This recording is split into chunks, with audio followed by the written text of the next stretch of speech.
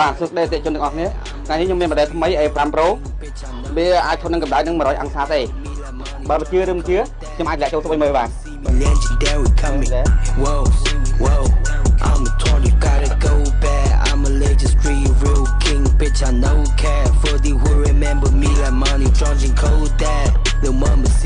យើងលាងកាបូវាស្អាតបានយកមកហើយ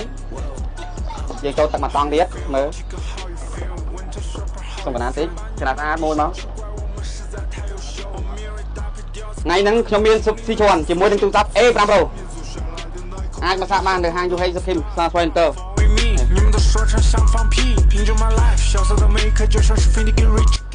ហូបចាំតិចអែមម៉ូដែលអែម A5 Pro ស្ងោរស៊ុបបាទចាំតែពិសេសសម្រាប់អតិថិជនត្រូវការទិញ A5 Pro ពីឥឡូវនេះរហូតដល់ថ្ងៃទី30 ខែមេសាឆ្នាំ2025នឹងទទួលបានធានាជម្រាបទឹករយៈពេល1ឆ្នាំ